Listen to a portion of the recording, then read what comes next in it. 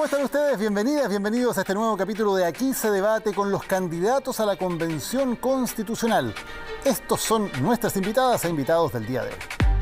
Esta noche en el panel de Aquí se debate está la abogada y candidata por el Distrito 7, Paola Tapia, quien compite como independiente en la lista del Apruebo. Comparte panel con el sociólogo Carlos Ruiz. El candidato de la lista Apruebo Dignidad busca conseguir un escaño en el Distrito 10. Completa la mesa el ingeniero comercial Arturo Zúñiga. Compite por el Distrito 9 y representa a la UDI en la lista Vamos por Chile. Ahí están entonces nuestra invitada y nuestros invitados. Bienvenidas, bienvenidos al programa de hoy. Y como siempre ocurre, vamos a partir con un minuto para que cada uno de ustedes pueda presentarse y decir por qué deberían votar por ustedes para la Convención Constitucional. Por estricto orden alfabético, como siempre, partimos con Carlos Ruiz. Un minuto. Mi nombre es Carlos Ruiz. Puedo decir, sin riesgo de equivocarme, que he luchado toda mi vida contra este neoliberalismo extremo que se instaló por una dictadura militar y que se profundizó con apellido civil después por 30 años más. Contribuía a la construcción de un movimiento político en los años 90 para expresar a muchos sectores que no cabían en la política de la transición, y luego después acompañé la fundación de Izquierda Autónoma y también del Frente Amplio. Creo que la revuelta social y el apruebo abrieron una gran oportunidad histórica para desmontar el neoliberalismo en Chile, y quiero poner todas mis capacidades y disposición en función de esa tarea histórica. Gracias, Carlos. Paola Tapia, un minuto. Hola Daniel, saludar a todas y todos. Bueno, mi nombre es Paola Tapia Sala, soy abogada, soy de la Quinta Región de Valparaíso. Fui ministra de Transporte y Telecomunicaciones después de 15 años de ser funcionaria pública. Llegué así sin pertenecer a un partido político, como independiente, tal cual hoy día busco formar parte de la Convención Constituyente. ¿Por qué? Por la experiencia como servidora pública, por la experiencia como académica de más de 20 años y también muy importante desde la organización de la sociedad civil, donde fundamos Red Ciudad Futura y Mujeres en Movimiento, organización latinoamericana que hoy reúne a más de 300 mujeres. ¿Para qué? Para tener una constitución con igualdad de género, una constitución verde y obviamente descentralizada, social, económica y culturalmente. Muchas gracias, Paola Tapia. Con la Z, me imagino que casi siempre le toca al final, ¿no? Arturo Zúñiga, bienvenido y un minuto. Muchas gracias, Daniel. Bueno, me tocó ser subsecretario seguramente en el periodo más difícil de la salud pública de nuestro país. Me tocó recorrer de Arica a Punta Arenas todos los hospitales de nuestro país y pude ver ahí la vocación de servicio que tienen nuestros funcionarios de salud. Y es esa vocación de servicio la que yo quiero poner a disposición de la ciudadanía. ¿Para qué? Para tener un Estado que esté realmente al servicio de las personas, para que tengamos un Estado que solucione de una vez por todas las listas de espera, para tener un Estado que resuelva los problemas, que conteste el teléfono, que abra sus puertas, sobre todo para las personas de Conchalí, de Independencia, de Recoleta, de Huechuraba, de Cerro Navia, de Renca, de Lo Prado y de Quinta Normal. Muchas gracias. Ahí están presentados entonces nuestros tres candidatos a la Convención Constitucional del día de hoy. Quiero partir con un par de temas de actualidad. Hoy es 11 de marzo, un día tremendamente simbólico para Chile. Se recuerdan, se conmemoran muchas fechas. ¿Cuál es la que se les viene a la mente a ustedes? ¿Cuál celebran o cuál lamentan en el día de hoy? ¿Paola? Bueno, como no recordar el término del periodo con la presidenta Bachelet, donde fui ministra de Transporte y Telecomunicaciones, lo digo con harta emoción, además fui la primera mujer ministra en Chile y por lo tanto ese momento en el cual dejamos de alguna forma la moneda obviamente marcó mi vida además funcionaria, porque yo estuve 15 años en el ministerio, entonces yo sabía perfectamente bien que ese era el último día. De ahí en adelante, evidentemente, esta es una fecha en la que conmemoramos nuevos gobiernos, el presidente de la República cumple su tercer año de gobierno, y yo creo que es un momento de evaluación donde evidentemente el tema de la salud está quedando nuevamente atrás. Estamos viendo nuevas cuarentenas, 156 personas fallecidas, 15 en la región de Valparaíso, y evidentemente hoy día hay un esfuerzo importante, pero creo que no ha sido suficiente para lograr erradicar esta pandemia, que obviamente es un tema mundial, pero en la que creo que el gobierno podría haber hecho mucho más. Arturo, ¿podría haber hecho mucho más el gobierno, como dice Pablo? Primero, obviamente, recordar que un 11 de marzo del año 2010 asume un gobierno de derecha después de mucho tiempo, el primer gobierno de Sebastián Piñera, en donde también me tocó trabajar en el Ministerio de Salud. Yo venía de trabajar como director de salud municipal en una comuna del sur de nuestro país, como es Panguipulli. Y conozco esa realidad donde hay un porcentaje de la población mapuche, una pobreza importante, y obviamente eso nos hace trabajar con más ahínco de servir a la ciudadanía, de que nosotros, los que pretendemos ser constituyentes, estemos al servicio de la ciudadanía. ¿Ya ha quedado al debe o no el gobierno en esta pandemia? Y en cuanto a la pandemia, yo creo que muchos ya lo han dicho. En la Organización Mundial de la Salud, expertos nacionales que están fuera del gobierno, en que se ha hecho un trabajo muy bueno, por ejemplo, en nuestra capacidad hospitalaria. Se ha crecido muchísimo en lo que es la cantidad de camas. Lo mismo con la capacidad de testear. Hoy día podemos realizar más de 60.000 exámenes por PCR. Y afortunadamente negociamos muy bien durante los primeros meses con distintos laboratorios para no poner los huevos en la misma canasta. Y hoy día eso nos permite tener más de 4 millones de personas vacunadas. Y eso no lo puede decir otro país del mundo. ¿Carlos? Tengo otra impresión. Y básicamente lo que más me preocupa es la forma en que se ha expresado la desigualdad social en las condiciones que tiene la gente para poder cumplir con las medidas sanitarias. Los apoyos realmente económicos para las familias que viven situaciones más precarias finalmente no llegaron nunca de manera efectiva.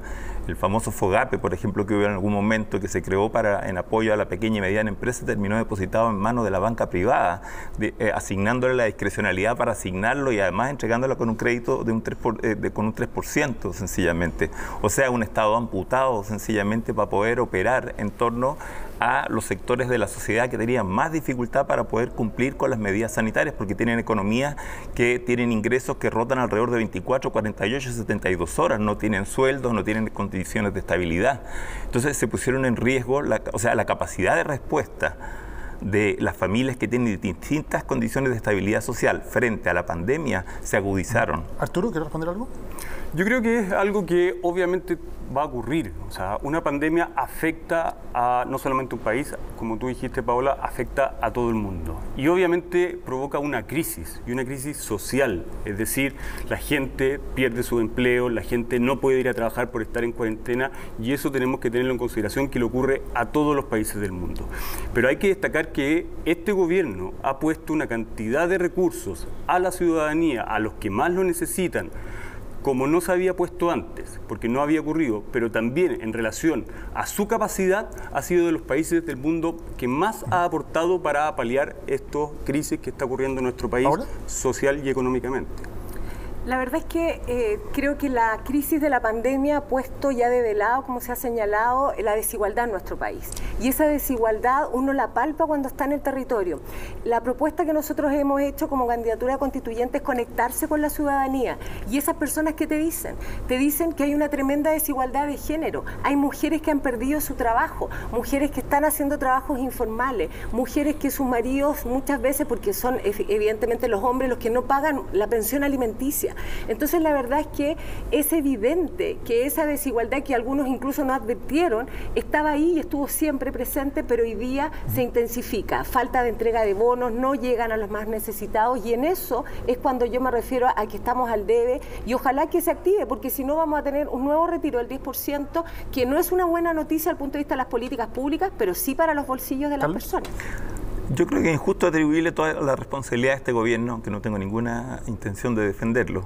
Acabo de decir, o sea, se pueden haber aumentado las partidas presupuestarias para proteger, pero se le entregan a la banca privada, sencillamente. Entonces aparecen muchos actores privados administrando erario estatal, sencillamente. Aquí se ha construido algo que yo llamaba una especie de capitalismo servicio público. Es decir, gran parte del aumento del gasto social en los últimos 30 años en educación, en salud, iba a terminar en manos de oferentes privados. Es lo que se llama un voucher en la ideología neoliberal, sencillamente. Entonces aquí caímos en una especie de... Se desmonta, digamos, me parece a mí, un fantasma de esa idea de que a más Estado, menos mercado. No, hay todo un mercado que funciona con un subsidio estatal, sencillamente, y todo un sistema de clínicas. Me recuerdo que en un momento dado tú mismo dijiste, cuando habían clínicas que no colaboraron, no diste los nombres de las clínicas, digamos, dijiste, por la razón o la fuerza van a tener que articularse. O sea, ¿en qué medida, cuando enfrentamos la pandemia, no hay un sistema de salud integrado, sencillamente, que pueda responder? Y lo que hay es un enjambre de clínicas privadas que han absorbido buena parte del presupuesto estatal. ¿Arturo? Yo creo que lo que importa es la solución que se le pueda dar a la ciudadanía, y en este caso que tú planteas, Carlos, a los pacientes. Y lo que se hizo en esta pandemia es precisamente poner como foco a la persona, a las a los pacientes que necesitaban una cama. A este gobierno, y a mí en particular, cuando yo estaba como subsecretario, no nos importó el carnet que tenía en la billetera, si era FONASA o si era ISAPRE. No nos importó si la cama disponible era un hospital público o de un hospital de la Fuerza Armada o de una universidad o de una clínica privada. A nosotros lo único que nos importaba era poder darle una atención a la persona. Y eso se hizo, ¿por qué? Porque el foco lo pusimos en la persona, en el paciente. Y no pusimos la ideología primero, que es decir, esto se tiene que ir al sector público. ¿Por qué? Porque es FONASA. Carlos. Plata pública para servicios públicos, así de simple. No estoy negando la idea de que existan servicios privados, pero el problema es que había un subsidio a la acumulación privada con cargo al gasto social y de ahí ese clamor y esa crisis social que es anterior a la pandemia de no son 30 pesos, son 30 años. Ha dicho 2 veces que esto no es solo responsabilidad de este gobierno, que son 30 años. Claro. Paola Tapia fue parte de esos 30 años. ¿Qué le respondería a Carlos Rubio en términos de las responsabilidades, por ejemplo, del gobierno de la nueva mayoría? Yo creo que todos los gobiernos son responsables, evidentemente, del desarrollo del sistema, en este caso de salud, que estamos conversando, y ahí es donde yo creo que principalmente tenemos que ver la oportunidad en la Constitución, en concreto en el sistema de salud. Hay que recordar que un 80% de los chilenos está en FONASA y un 20% en ISAPRE. Por lo tanto, lo que hoy día dice la Constitución, que se escribió en el año 80 en orden a que uno puede elegir entre un sistema y otro, es una falacia tremenda. Y si eso es un factor ideológico, evidentemente hay que terminar con él y hay que establecer un sistema único de salud universal, base, y el resto que quien pueda pagar pague lo seguro. Pero ese sistema es el que tiene que ser digno, ese sistema es el que tiene que ser público y no en tiempos de pandemia. Una mujer en el hospital Van Buren se tiene que operar de cáncer y le recetan una pastilla que vale 80.000 pesos y me pregunta cómo la pago. Ese es un ejemplo de la para entender lo que necesidad. pueden hacer ustedes como constituyentes. Hoy la Constitución dice que se garantiza el derecho a elegir entre salud pública y salud privada. Contésteme levantando la mano. ¿Quién estaría de acuerdo con mantener eso? No, yo encuentro que nosotros debiésemos potenciar ese derecho en salud. ¿Y a qué me refiero? ¿Pero mantener la garantía que hoy está en la Constitución de elegir entre salud pública o privada? Perfectamente, pero también al mismo tiempo de obligar, ya sea al Congreso Nacional o ya sea al gobierno de turno, a establecer el nivel de salud que queremos, el nivel tal como lo tiene el auge para 85 enfermedades. Hoy día, cuando a alguien le diagnostican, y obviamente es un momento muy duro, pero le dicen es una enfermedad auge, al menos tiene un respiro de saber cuándo lo van a operar. Hoy, para el resto de la enfermedad, eso no existe. ¿Por qué no hacemos que estas 85 enfermedades se transformen en la totalidad de las enfermedades? Y que, sin importar si es un hospital público o uno privado, la persona pueda recibir la atención. Hoy día hay 2 millones de personas esperando por una consulta de especialidad, 300.000 personas esperando por su cirugía. Y resulta que estamos anteponiendo la ideología para que esa persona siga esperando el seguir fortaleciendo la salud pública, pero al mismo tiempo resolverle el problema a las personas. Carlos, ¿qué debe decir la Constitución? Tengo la impresión de que hacemos una abstracción, y en este caso llamarla ideología, de que hay una enorme crisis social que precede al proceso constituyente que viene. Ese proceso constituyente es abierto por un Parlamento prácticamente cercado por la protesta social, no podemos olvidar ese elemento, y por lo tanto esa protesta social y ese malestar social es un elemento absolutamente subyacente en la actualidad, que de alguna manera queda semi tapado, porque lo hemos visto salir en ciertos momentos, incluso por la situación de la pandemia, pero esa situación no se ha disipado. Entonces tenemos una gran responsabilidad ante esta cuestión, me parece que es mucho más que ideología. ¿Paola? Sí, comparto. Yo fui un poco en tono de decir que esto era un tema ideológico porque es un tema que va mucho más allá y que trasciende a las necesidades. Y por lo tanto, ¿qué debería decir la Constitución? Muy clara la propuesta. Eliminar que uno puede elegir en un sistema si eso no es real, eso es falso. El Estado tiene que garantizar dentro de su catálogo de derechos acceso universal de salud con un sistema único, público y reitero, si alguien puede y quiere pagar más, bueno, que lo haga, pero la dignidad, esos mismos datos que entregaba Arturo son personas, son familias que están heridas, que están dolidas porque el Estado les cierra la puerta, el Estado les cobra montos excesivos en su atención de salud. Por lo tanto, ahí, de nuevo, lo de la esencia es un sistema único, digno, igual, y eso mismo deberíamos replicarlo en educación y en el sistema de pensiones. Arturo. Yo quiero insistir en cuanto a que la Constitución tiene una función de limitar el poder de las autoridades que elige la ciudadanía, pero también de obligarlos a hacer ciertas cosas. Y en ese sentido, hoy día vimos cómo una ley que beneficiaba precisamente a políticos se tramita en menos de 24 horas, como es la ley que se hizo para que 2 candidaturas pudiesen estar en el papel, lo cual no tengo ningún problema que ocurra. Pero ¿por qué no con esa misma rapidez se puede tramitar un proyecto de ley que va a ampliar el auge para establecer plazos de atención a cada una de las personas que están esperando. ¿Por qué no? Hace más de 16 años que sabemos que las pensiones son bajas. ¿De dónde sale el financiamiento para eso? ¿Cómo financiamos? Porque evidentemente hay un gasto que es muy importante en términos de poder tener esas garantías, poder tener esa certeza. Hay que ampliar la red para poder hacer eso. Son 200 millones de dólares. No es un gran monto de plata. 200 millones de dólares. Estamos hablando de menos del 5% del presupuesto de salud. Estamos hablando de que eso de verdad se puede hacer, pero ¿por qué no se hace? Porque se establece, insisto, una concepción que hoy día yo creo que ya está obsoleta. La gente quiere que la atiendan, le da lo mismo dónde. ¿Por qué no la podemos atender ya? Sin dejar de fortalecer la salud pública. Pero un hospital se demora 5 años. ¿Por qué tenemos que hacer esperar a la gente 5 años para construir un hospital cuando la podemos resolver rápidamente? Carlos. Ese es el mito ideológico del Estado inoperante. Ahora voy a responder yo con la misma idea de la ideología. Yo insisto que además esto no es solo un tema que tenga que ver con la salud, tiene que ver con la vivienda, tiene que ver con la educación, es decir, tiene que ver con la desprotección en que viven los individuos hoy. Y eso ha dado origen a nuevos conflictos sociales, que no son los conflictos sociales del siglo XX, que no tienen representación, que no tienen estadística en los ministerios y que por eso aparecen en una protesta que desborda las estructuras políticas y también las organizaciones sociales tradicionales. Entonces aparece este individuo demandando reconocimiento. Y hay que decir que los costos de salud en Chile son de los más caros a nivel internacional, que más generan gastos. Entonces, aquí se producen, por ejemplo, ciertas paradojas que no existen en otras partes. A mí me ocurre cuando he tenido foros, converso con colegas en otras partes, que esto no se entiende. La gente paga con una tarjeta de Falabella cuando va al dentista. Eso significa que de alguna manera el crédito ya no es solamente el crédito de consumo, sino que el crédito termina como una extensión del salario, buscando paliar déficit de protección social, sencillamente. Entonces, no es seguir aumentando y entregarle nuevas partidas a un sistema que no funciona, sino que esto no es de refundar sencillamente, entonces es cambiarlo de raíz. ¿Paola? Sí, inevitable no recordar, por ejemplo, cuando Hernán Vigi hace su campaña diciendo ISAPRE para todos. ISAPRE para todos no es el lema, es un poco lo que plantea Arturo, o sea, ¿por qué no lo llevamos entonces a las clínicas privadas? No, tenemos que tener hospitales públicos suficientes, tenemos que tener salud pública suficiente y ahí, evidentemente, marcar la igualdad que necesitamos en esa materia. Ahora, esto efectivamente, como lo dije anteriormente, se replica en educación.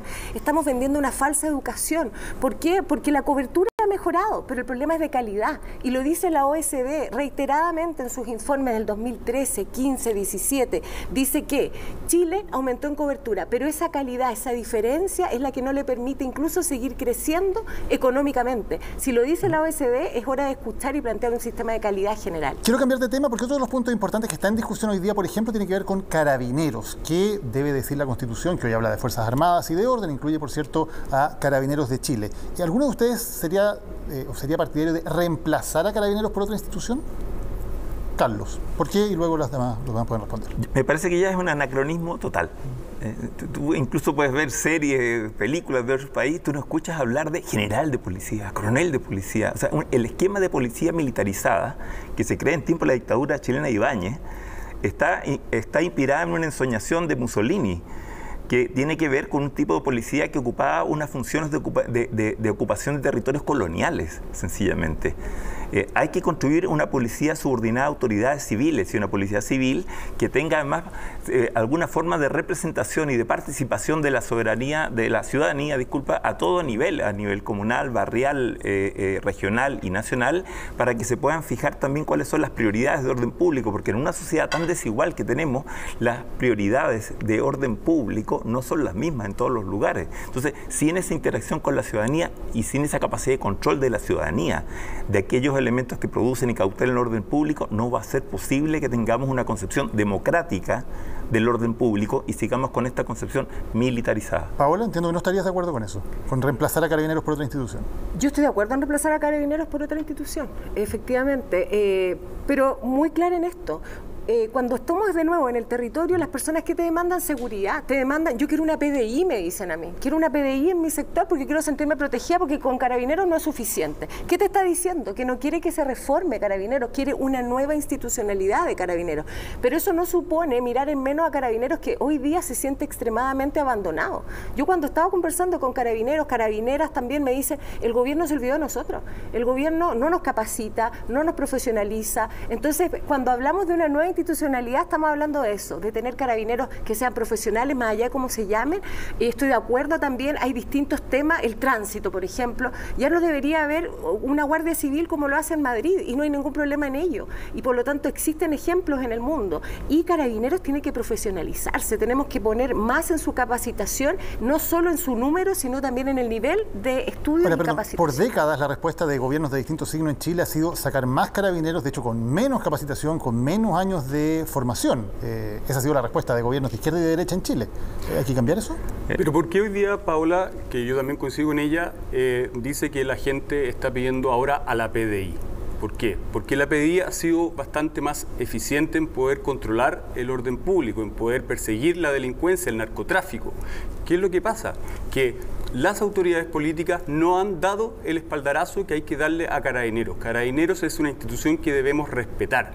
Si se cometen errores, no hay ningún problema, que se haga un sumario, que se sancione a las personas que corresponden, pero la institución de Carabineros es una institución que tiene tradición e historia en nuestro país y ha servido muchísimo. Lo vimos hace poco en el Cajón del Maipo cuando ocurrió el aluvión, lo vimos en el incendio del Hospital San Borja cuando salió a sacar a los pacientes. Entonces, ¿por qué tirar toda la basura, todo lo que hemos construido en nuestro país? Si bien podemos mejorar, la gente pide más delincuencia, coincido perfectamente contigo. No, más seguridad. Más seguridad, perdón, porque está hasta acá de la delincuencia, del narcotráfico. Hoy día las calles no son de ellos, las plazas no son de los vecinos. ¿Por qué? Porque Carabineros hoy día no puede ir porque tiene las manos atadas. ¿Paola?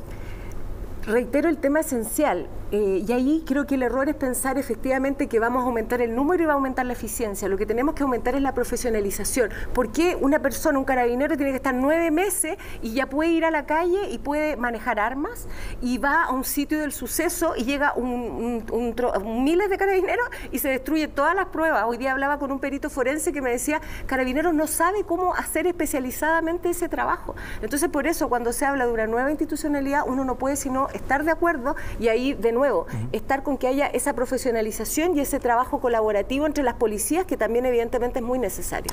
Quiero, antes de pasar a otro tema, decirles que este y otros temas, esta pregunta sobre, por ejemplo, el eventual reemplazo de Carabineros, es parte de los cuestionarios de una aplicación en sitio web, votamostodos.org. La idea es que ustedes como candidatos, no sé si ya lo han hecho ustedes, puedan entrar ahí y responder una serie de preguntas para que los votantes también tengan más información sobre qué es lo que piensan ustedes en una serie de temas. Votamostodos.org para que también los ciudadanos puedan ahí tener más información, más de lo que alcanzamos a hablar en un programa como este, sobre qué es lo que opinan en distintas materias. Voy a pasar a otro tema, el tema del cobre. Sabemos que hoy día está subiendo el precio del cobre, hay un debate que se ha abierto acerca de la tributación. Lo que dice la Constitución actual es que todas las minas son propiedad del Estado, pero la Ley Orgánica Constitucional establece un sistema de concesión plena que en la práctica permite que privados no solamente exploten, sino que tengan prácticamente una propiedad privada en la práctica sobre aquello.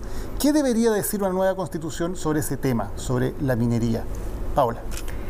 A ver, el tema de la minería evidentemente es sumamente complejo. Primero, yo creo que tenemos que ir al tema tributario, porque cuando nos preguntamos cómo financiamos la mejor salud, la mejor educación, la lógica pregunta es cómo vamos a pagar todo esto, porque el presupuesto de Chile va a seguir siendo el mismo.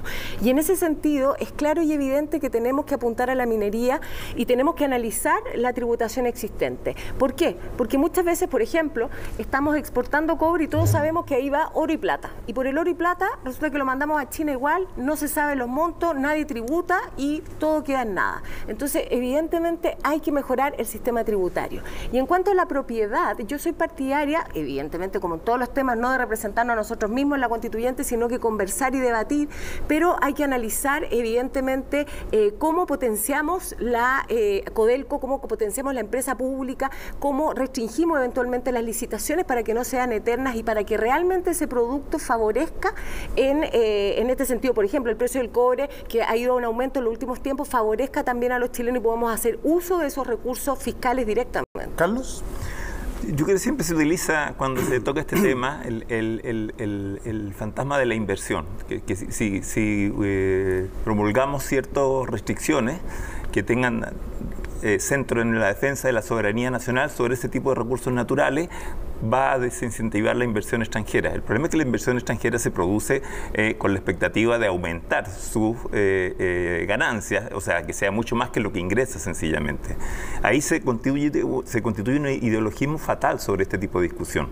También se puede trasladar al tema del litio, sencillamente. Yo creo que la posibilidad de que se genere en una industria estatal que conduzca un mayor valor agregado arriba de esos recursos mineros que tiene este país es fundamental en este rato para cambiar la forma en que está sustentado el modelo de crecimiento chileno. Arturo. Tal cual como lo estábamos discutiendo en salud, que Carlos da el ejemplo de que las personas terminan pagando con una tarjeta del retail su salud, yo estoy muy en contra de eso. Es el Estado, obviamente, el que tiene que hacerse cargo de esa persona que no se puede atender en un hospital público para que se atienda en donde corresponda, pero oportunamente. ¿Y por qué ocurre esto? Porque siempre estamos en la disyuntiva de que si el Estado es bueno que provea los servicios o no. Y yo, en mi opinión, encuentro que sí, el Estado tiene que proveer ciertos servicios, ciertos productos, como es la seguridad interna, como son cosas que no pueden hacer los privados, porque obviamente eso no corresponde. Pero a lo que nosotros nos ha pedido la ciudadanía, y lo vimos hace 1 año y medio atrás, es participación.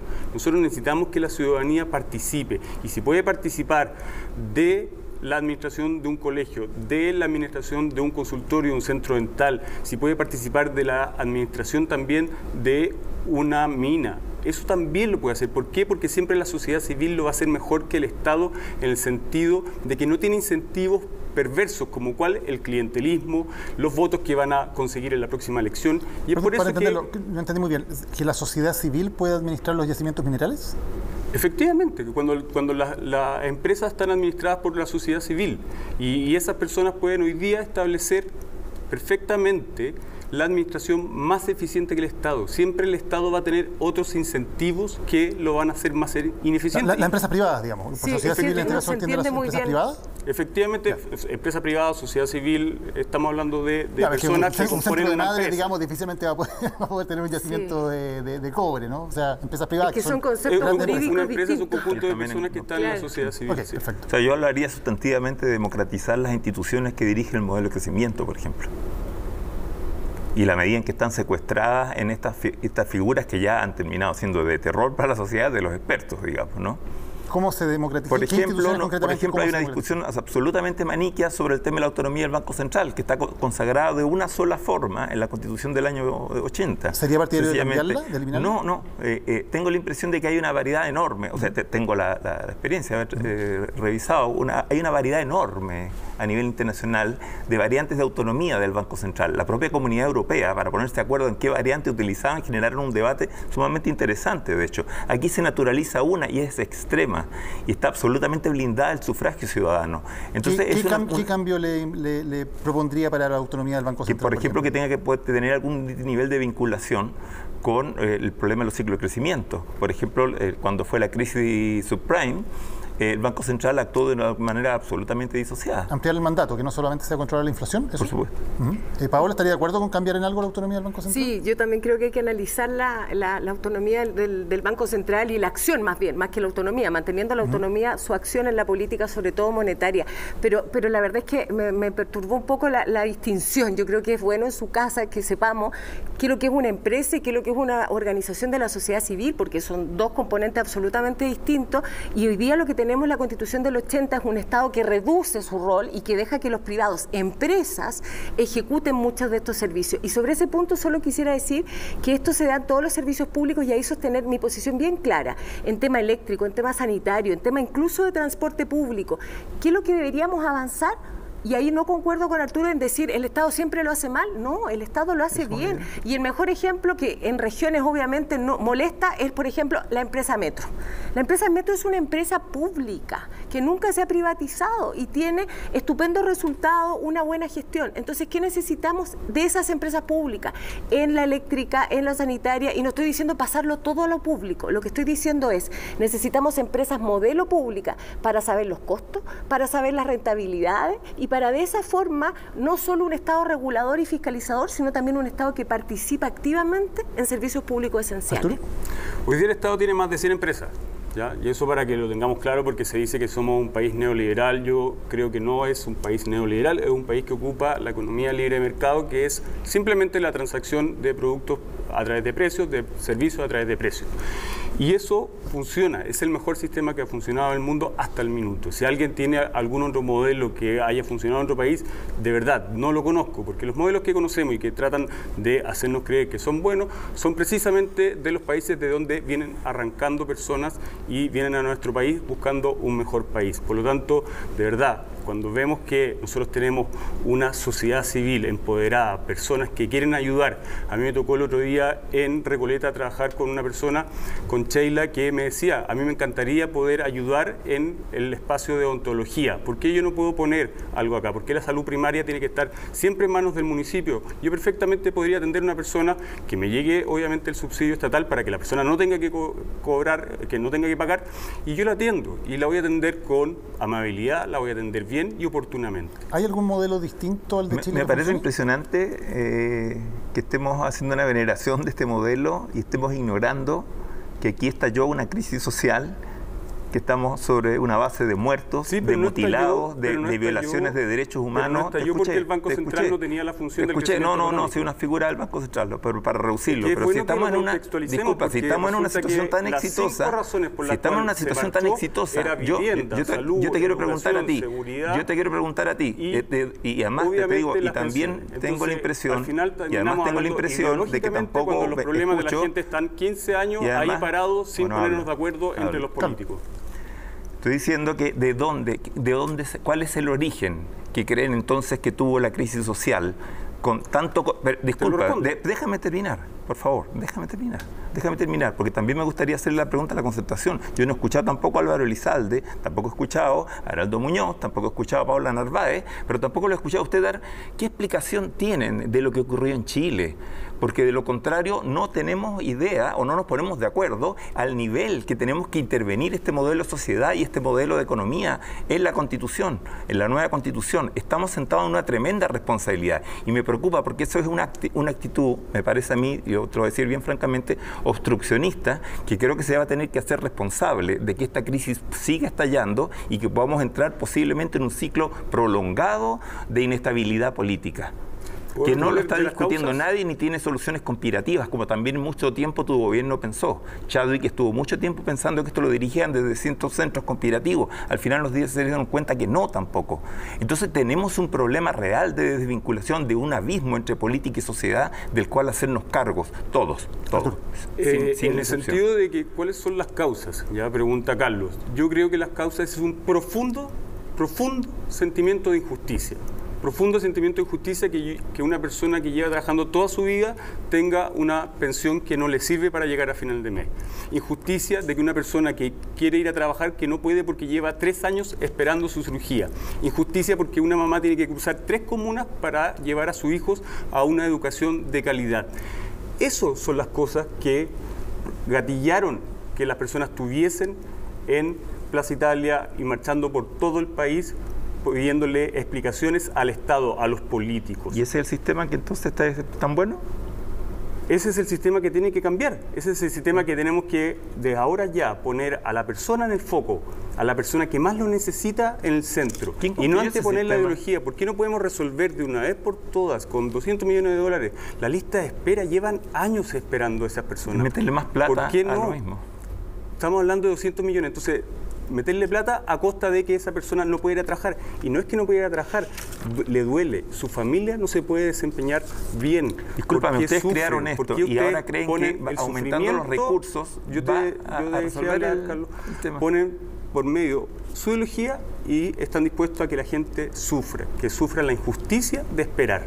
¿Paula? Yo creo que este definitivamente es un debate que muestra dos polos que evidentemente son bien contrapuestos y en el que la respuesta es clara y precisa respecto a los cambios. Yo estoy de acuerdo que los cambios que tenemos que hacer son estructurales y es el sistema actual que se funda en la Constitución del 80, y lo digo súper responsablemente como abogada y como profesora de Derecho Constitucional, la carta de navegación de un país que tripula cada gobierno, la carta de navegación es la Constitución.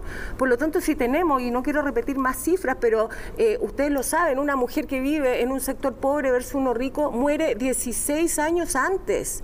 Entonces de eso estamos hablando, de un nivel de vulnerabilidad tal que es consecuencia del sistema. Entonces, ¿el sistema hay que cambiarlo? Sí, por supuesto que hay que cambiarlo. Y ahí concuerdo que tenemos que analizar todas las causas del estallido social, que no es solo una crisis institucional, es un tema económico, sociocultural, del cual tenemos que hacernos cargo. Y en ese sentido, creo que nuestra apuesta tiene que ver con cambios efectivos, con cambios del sistema, porque el Estado tiene que jugar un rol más activo. No podemos seguir reduciendo al Estado, vamos a sufrir las consecuencias. Gracias. Nos vamos a la pausa en Aquí se debate y ya volvemos con las entrevistas relámpago con cada uno de nuestros 3 invitados y algo más de conversación.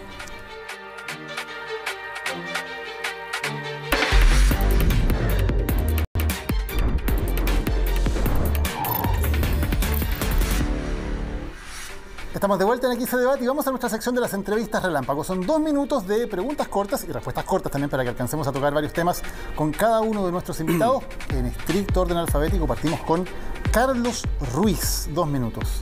Carlos, ¿es usted el ideólogo del Frente Amplio? Es una etiqueta de prensa. Yo soy sociólogo.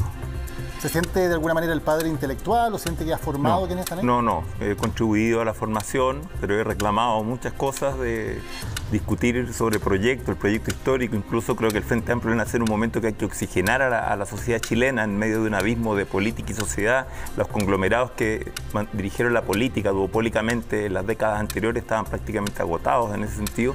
Y el Frente Amplio creo que todavía está al debe en esa situación. ¿Fracasó el Frente Amplio? No, al debe, completamente al debe. ¿En qué está el debe?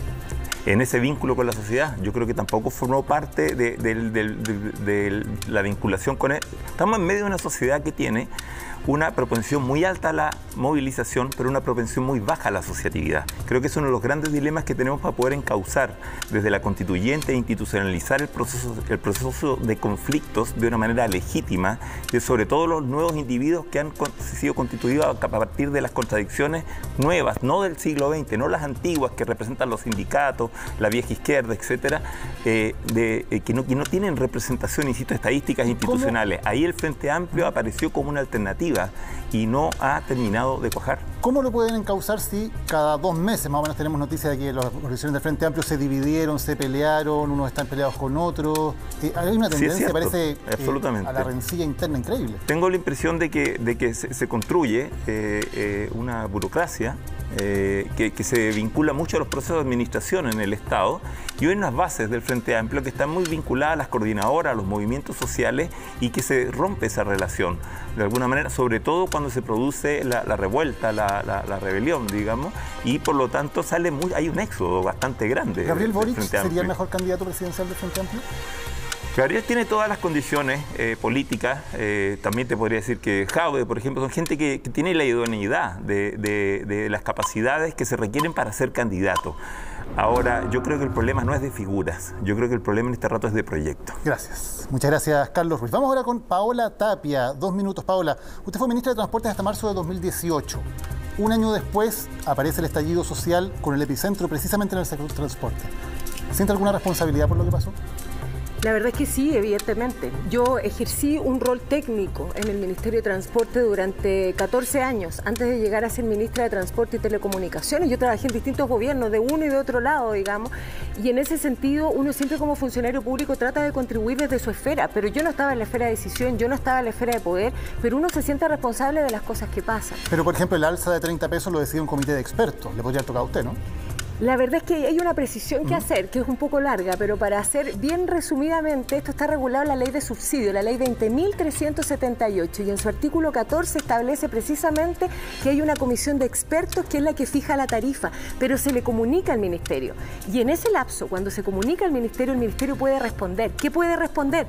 Que Hacienda le inyectó recursos y que por lo tanto no es necesario subir el precio. ¿Firmó alguna alza usted cuando era ministra? Yo sí firmé una alza, pero no de esa magnitud, y porque hay que ser responsable, evidentemente, y muy importante, reitero, el gobierno tenía la herramienta legal y jurídica para haber evitado esa alza y no lo hizo. Y esa alza, evidentemente, de 30 pesos fue muy superior a la que se hizo con anterioridad. ¿Usted es bacheletista? Yo soy bacheletista, sí, en la medida que reconozco el trabajo de un gran gobierno desarrollado por la presidenta Bachelet. Soy una tremenda agradecida que haya confiado en una persona técnica, independiente, para dirigir un ministerio tan complejo como es transporte, y evidentemente defiendo su gestión. El avance que se hizo, por ejemplo, en materia de constitución es inigualable, reconocido por instancias internacionales. Hoy día estamos de nuevo en ese ejercicio, por lo tanto creo que así hay muchos ejemplos como los temas de igualdad de género en los que se avanzó. ¿Y no apoya a Paula Narváez, la candidata favorita de Michelle Bachelet?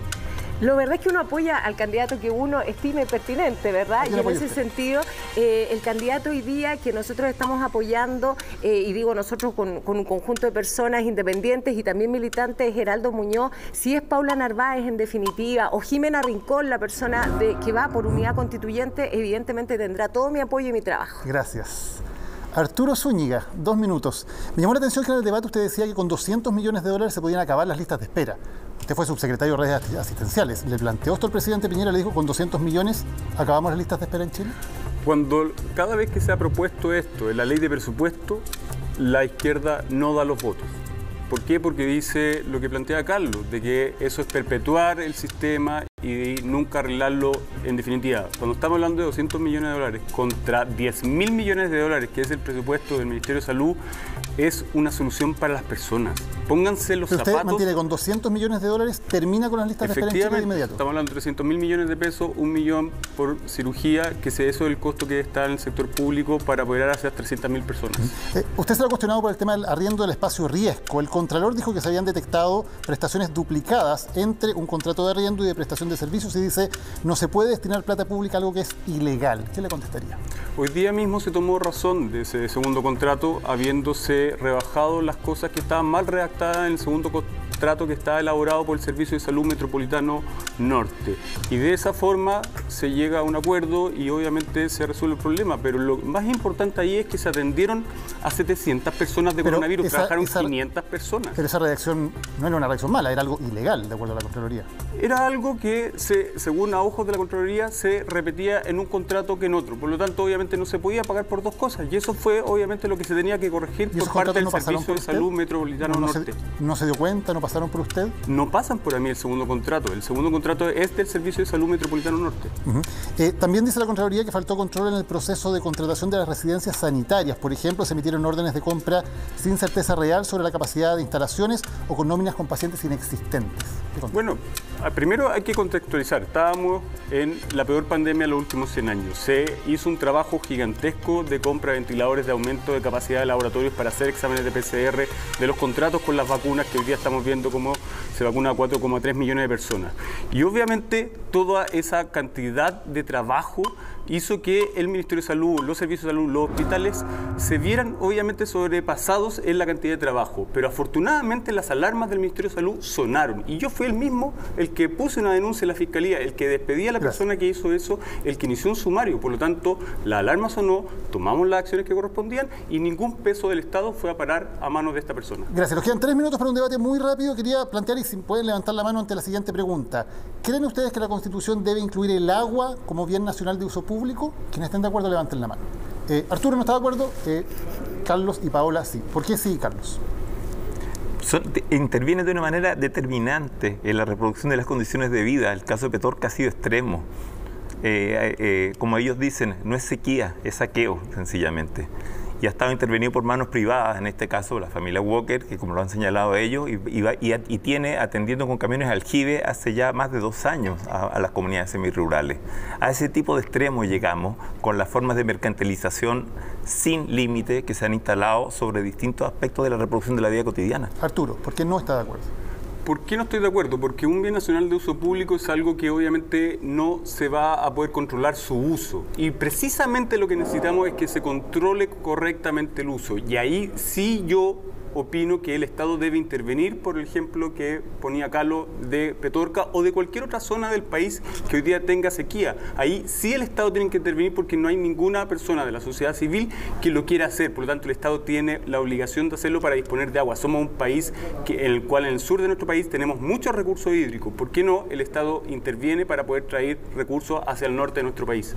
Yo tengo impresión de que no todo es mercado versus Estado. A veces es más sociedad, creo.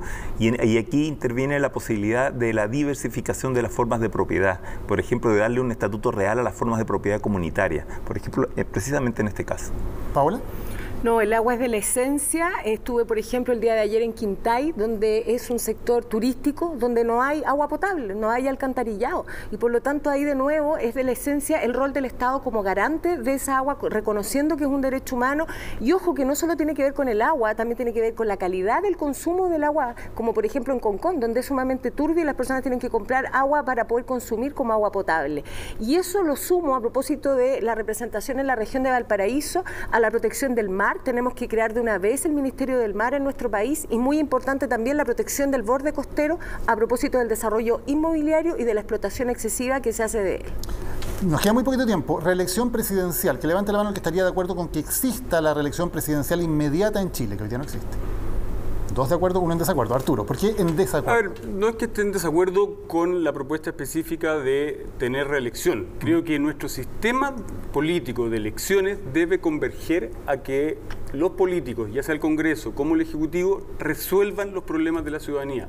¿A qué me refiero con esto? A que si un gobierno, sea de derecha o sea de izquierda, es elegido con la mayoría y no puede ejecutar su programa de gobierno y por lo tanto no le puede solucionar los problemas por los cuales fue elegido, obviamente eso provoca un problema. Entonces, creo que hay que hacerle modificaciones a nuestro sistema. Si es la reelección, si no, si hay que aumentar, por ejemplo, las elecciones intermedias para los congresistas, cosa de tener un Congreso que se alinee más con el Ejecutivo, pero lo que necesitamos es que los políticos hagan la pega. Paola, ¿por qué sí por la reelección presidencial inmediata? Sí o sí, porque creo que efectivamente un gobierno para desarrollar políticas públicas reales de largo plazo, por ejemplo, las de infraestructura pública, requiere más de los 4 años que hoy día existen y en las cuales el gobierno se va asentando y ya se tiene que ir, y eso está de manifiesto en el gobierno actual, y en el que echarle la culpa al Congreso puede ser una explicación muy simple y fácil como eslogan político, pero no necesariamente tiene las raíces en ello. Entonces creo que es mejor que continúe, y si es que obviamente la ciudadanía está de acuerdo en dar su voto. Carlos, ¿por qué sí a la reelección inmediata? Sería tenerle miedo a la ciudadanía. Si las cosas están mal hechas, no lo van a rubricar, sencillamente. Pero si creen que tiene que continuar un proceso de transformaciones que inicia un gobierno, sencillamente la ciudadanía lo va a ratificar. ¿Una reelección o que puedan ser indefinidas? ¿Ah? ¿Una sola reelección o que pueden ser indefinidas? Yo creo que el problema indefinido plantea otro tipo de dilemas, digamos. Ahí eso ya es prácticamente un cambio de régimen político. Okay. Carlos, Paola, Arturo, muchísimas gracias por habernos acompañado en el día de hoy en Aquí se Debate, un debate donde se han mostrado claramente las diferencias entre los candidatos a la Convención Constitucional. La decisión, por cierto, no depende de ellos, depende de ustedes, que van a ir a votar, parece que el 10 y el 11 de abril, tal vez en 2 días, en una situación también inédita en la historia de Chile. Por primera vez, las ciudadanas y los ciudadanos de Chile en nuestra historia van a poder elegir a quienes escriban democráticamente una nueva Constitución. Así de importante es lo que va a pasar dentro de algunas semanas. Muy buenas noches y gracias por habernos acompañado.